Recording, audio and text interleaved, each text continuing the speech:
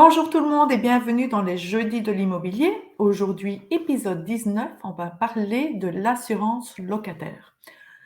J'ai déjà fait une vidéo concernant la procédure pour louer un logement. C'était des conseils qui étaient bien pratiques pour les propriétaires, comment vérifier finalement le dossier d'un futur locataire et des bons conseils du côté du locataire pour savoir comment bien préparer son dossier pour la location. Mais aujourd'hui, ça va être vraiment précis, on va juste parler de l'assurance locataire. Pourquoi? Parce que justement, ça touche tout le monde et on n'en parle pas assez, puis c'est tellement important. Donc, il faut savoir que l'assurance habitation pour le locataire, elle permet d'éviter de perdre tout ce qui nous appartient dans un logement et de ne pas devoir dédommager d'autres personnes lors d'un sinistre. Il faut savoir que ce n'est pas obligatoire. Certains propriétaires ne vont pas vous la demander, puis vous aurez tendance à vous dire, si c'est pas demandé, j'en ai pas besoin. Mais au contraire, réfléchissez bien.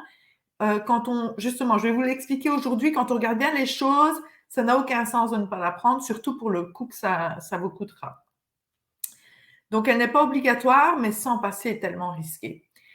Savez-vous que 37% des locataires d'habitation n'ont pas d'assurance? Et parfois, c'est parce qu'ils croient que les choses qui sont chez eux n'ont peu ou pas de valeur, ou parce qu'ils croient que l'assurance habitation, ce n'est pas fait pour les locataires, mais pour les propriétaires. Mais l'assurance, elle est pourtant utile à tous. Et en tant que locataire, se protéger avec une assurance, c'est vraiment assurer la tranquillité d'esprit de soi-même, mais du propriétaire aussi. Donc, en tant que propriétaire, je vous le dis, la mettre dans les conditions de location est primordiale. Vous voulez être tranquille. Vous ne voulez pas devoir faire face à ce genre de choses où un sinistre a lieu et que votre locataire se retrouve à la rue sans plus rien du tout. Humainement parlant, ce serait catastrophique.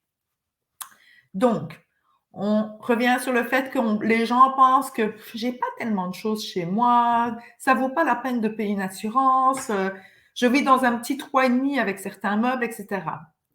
Faites une liste. Prenez un morceau de papier et faites la liste de tout ce que vous avez dans votre petit logement.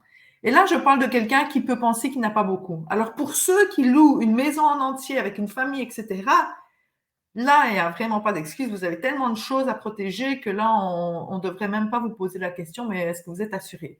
Mais pour tous ceux qui pensent qu'ils n'en ont pas besoin, prenez un morceau de papier, écrivez tout ce que vous avez chez vous. Et alors, quand on parle de tout, on parle de tous vos vêtements, on parle de toutes vos affaires, on parle de toutes vos casseroles, vos verres, vos assiettes, vos meubles.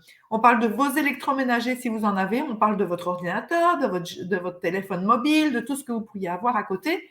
Donc finalement, quand vous aurez fait la liste de tout ce que vous avez, vous serez étonné de la valeur de vos choses. Ça n'a l'air de rien, mais imaginez qu'il y ait un sinistre, que ce soit le feu, l'eau, que ce soit un vandalisme ou quelque chose d'autre. Est-ce que ce sont des choses qui devront être réparées ou peut-être nettoyées professionnellement, ou est-ce que ce sont des choses qui devront être remplacées? Si ça doit être remplacé, est-ce que vous connaissez la valeur de vos choses? Ça n'a l'air de rien, mais imaginez devoir remplacer tout ça. C'est vraiment un gros montant à sortir d'un coup qui ne serait pas facile pour tout le monde.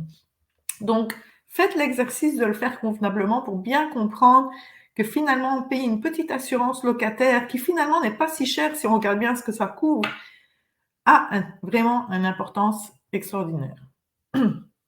Aussi, il faut savoir qu'en tant que locataire, vous êtes légalement responsable de tout dommage que vous pourriez causer à la partie du bâtiment que vous occupez. Est-ce que vous vous en rendez compte? Vous êtes responsable des dommages que les autres résidents ou vous invités pourraient subir par votre faute. Vous pourriez être tenu responsable et poursuivi en justice même si vous n'étiez pas présent lors des faits. Donc, vous protégez adéquatement pour protéger tant bien vos biens personnels que votre responsabilité civile est extrêmement importante. Et quand on parle de la responsabilité civile, un montant est demandé, puis là, l'assurance va vous demander peut-être la valeur du bâtiment en entier dans lequel vous vivez. Et parfois, le propriétaire vous le dira lui-même, il vous le mettra dans les conditions de location qu'une assurance est nécessaire et que la responsabilité civile devrait être de minimum un certain montant. Il ne faut pas jouer avec ça, il faut le prendre vraiment sérieusement. N'importe quoi peut arriver rapidement sans vraiment que vous ne le vouliez. Un accident arrive très rapidement. Imaginez que les dégâts que vous amenez à votre logement, en fait, peuvent passer peut-être au logement d'en dessous, à côté, etc. Tellement de gens pourraient être impactés et si vous n'êtes pas loué, ce serait vraiment très difficile pour vous. Donc, une assurance, qu'est-ce qu'elle est? Pour être adéquate, elle doit protéger vos biens et protéger votre responsabilité civile.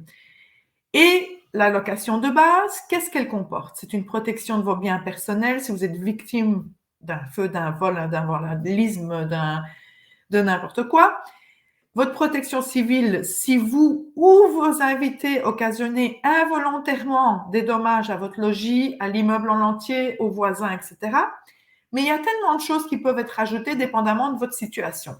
Imaginez que vous avez un vélo de valeur qui se trouve à l'extérieur pendant X mois de l'année. Celui-ci aussi pourrait être couvert par l'assurance.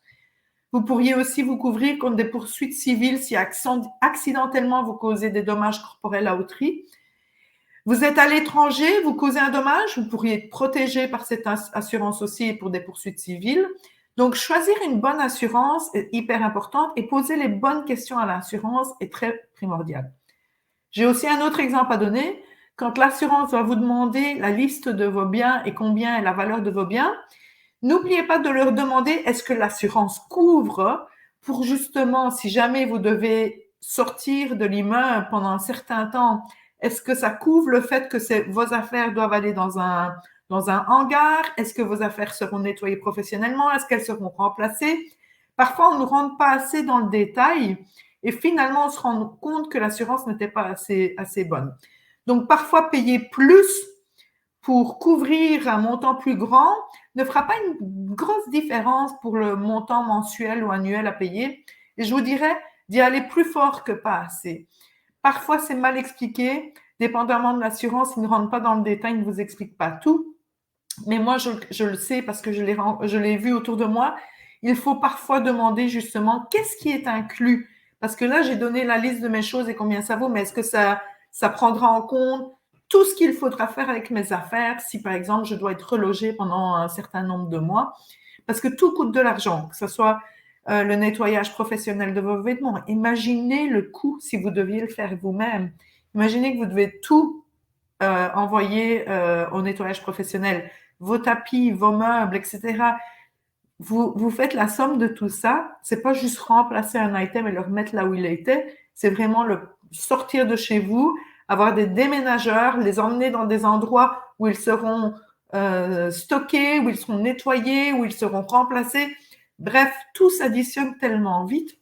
Et aujourd'hui, j'avais envie de vous parler de ça parce que justement, ça peut arriver n'importe quand. On n'en parle pas assez. Vous êtes propriétaire, n'hésitez pas à le demander. Et si vous êtes locataire, faites-le même si ce n'est pas demandé. C'était mon conseil du jour. N'hésitez pas si vous avez des questions, je suis là pour y répondre. Et en parlant d'assurance habitation, je vais inviter un spécialiste en assurance qui viendra justement parler de ces choses-là. J'annoncerai sa visite afin que vous puissiez être live pendant la discussion et afin de poser vos questions. Ça sera le moment parfait pour poser vos questions parce que parfois, on est chez soi à parler à son assurance, on en demande, mais là, quand il y a quelqu'un qui est là juste pour ça, vous allez entendre les questions des autres personnes qui sont pertinentes, peut-être auxquelles vous n'auriez pas pensé, puis ça va vous faire penser à plein d'autres choses. Donc, ça serait une belle discussion à avoir. Donc, je vous dis à bientôt.